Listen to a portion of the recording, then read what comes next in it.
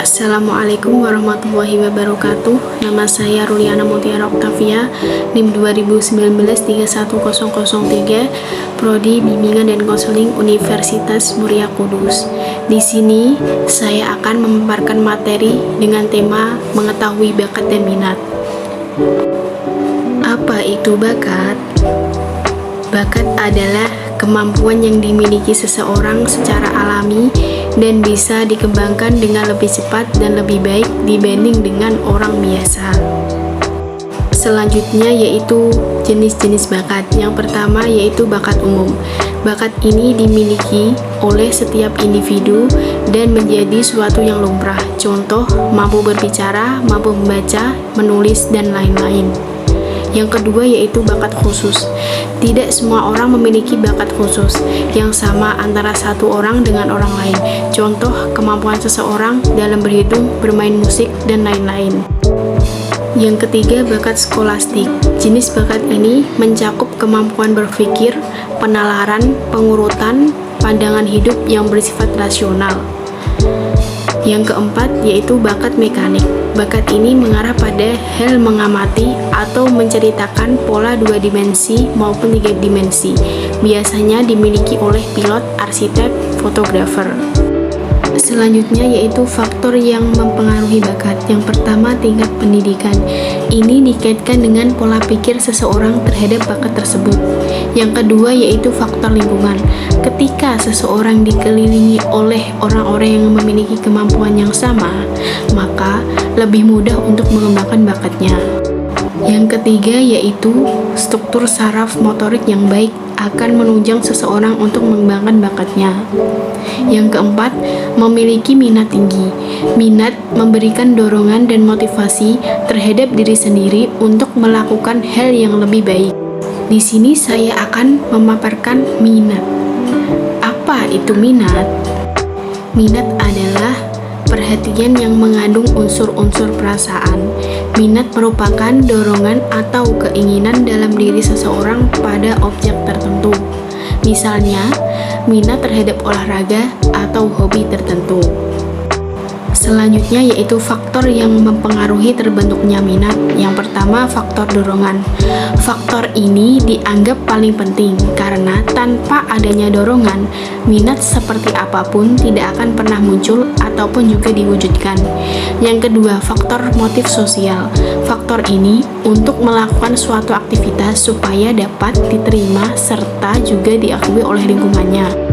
Yang ketiga yaitu faktor emosional. Faktor ini termasuk yang kompleks dengan menyertai seseorang yang berhubungan dengan objek dan juga minatnya.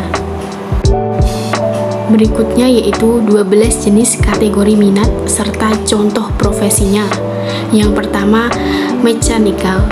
Minat terhadap aktivitas yang berhubungan dengan bidang mesin, alat-alat perkakas, dan daya mekanik. Contoh montir, insinyur sipil. Yang kedua yaitu outdoor. Minat terhadap aktivitas yang dilakukan di luar atau lapangan, pekerjaan yang berhubungan dengan luar ruangan. Contoh nelayan, sopir, petani, dan lain-lain. Yang ketiga yaitu medical. Minat terhadap aktivitas yang terkait dengan pengobatan. Contoh dokter, ahli bedah, dan perawat. Yang keempat yaitu praktikal. Minat terhadap aktivitas yang berkaitan dengan pekerjaan praktis yang bisa dilakukan dengan keterampilan. Contoh karya pertukangan.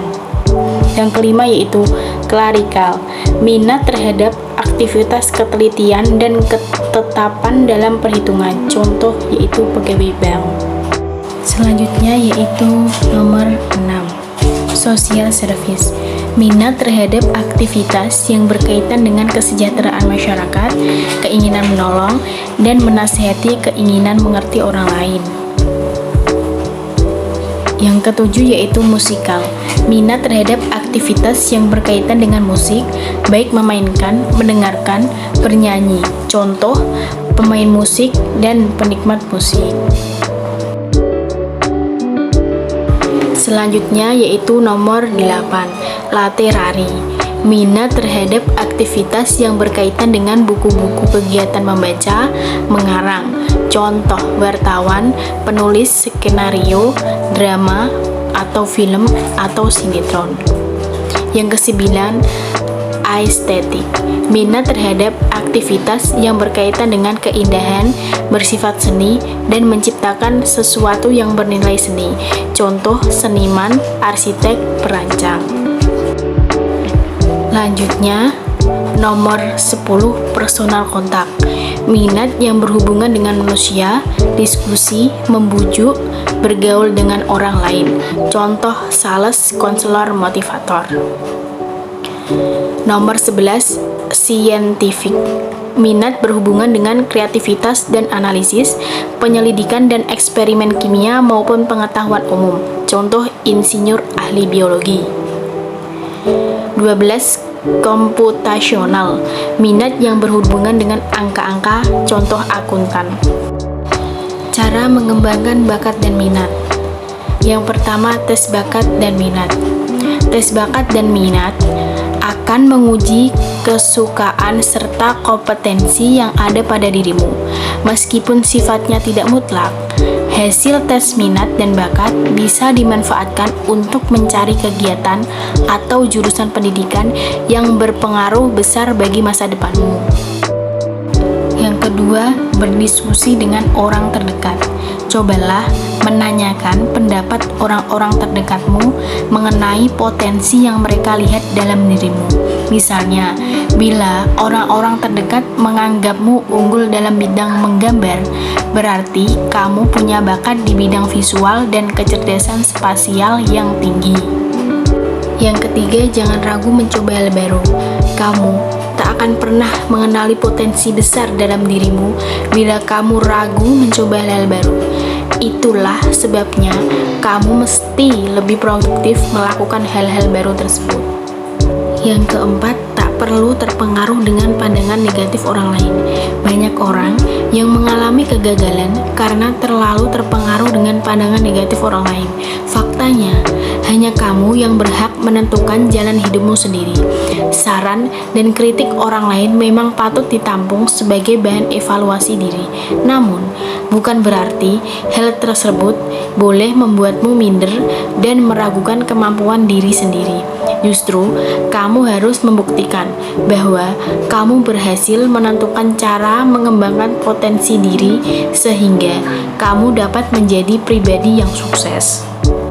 Yang kelima, bergaul dalam lingkungan yang positif. Sebaiknya kamu bergaul di lingkungan yang positif dan mampu mendukung kemajuanmu. Kamu tak perlu ragu meninggalkan lingkungan pergaulan yang memandang rendah terhadap dirimu atau membuatmu tergoda melakukan hal-hal yang kurang baik. Contoh seperti suka bermalas-malasan, hedon, dan dipenuhi hubungan tak sehat. Keenam, menambah jumlah relasi. Bila kamu memiliki relasi yang luas, kamu bisa belajar mengenali karakter banyak orang dan bisa mendapatkan banyak pelajaran baru dari setiap orang. Berteman dengan siapa saja akan membuatmu menjadi pribadi yang open-minded, sehingga tidak memandang sesuatu dari satu spesifik saja. Ketujuh, keluar dari zona nyaman. Zona nyaman seringkali membuat seseorang gagal mengembangkan potensi diri. Contohnya, seseorang terlalu nyaman dengan lingkungan kerjanya, sehingga tak berani pindah ke tempat kerja yang lebih potensial atau merintis bisnis sendiri. Kedelapan, berhenti membandingkan diri sendiri dengan orang lain. Rasa minder memang rentan muncul saat melihat keberhasilan orang lain. Tetapi, kamu hanya perlu fokus mengembangkan diri sendiri tanpa terpengaruh pencapaian orang lain. Jadikanlah keberhasilan orang lain itu sebagai motivasi yang membuatmu tergugah mencapai keberhasilan. Yang sama, niscaya kamu akan berhasil mengembangkan potensi diri semaksimal mungkin tanpa bayangan-bayangan orang lain. Yang kesembilan, menerima kekurangan diri sendiri. kamu harus mampu berdamai dengan kekurangan tersebut supaya tidak merasa rendah diri. Kekurangan dalam dirimu akan tertutupi jika kamu bisa menjadi pribadi yang menyenangkan dan mahir mengembangkan potensi diri sendiri. Jadi, jangan hanya menyesali kekurangan yang kamu miliki. Ingatlah bahwa orang lain pun memiliki kekurangan, tetapi banyak yang sukses dan berhasil menaklukkan kekurangan tersebut. Terima kasih, semoga materi tentang minat dan bakat yang saya sampaikan bermanfaat bagi kalian semua. Wabillahi taufiq wal hidayah. Wassalamualaikum warahmatullahi wabarakatuh.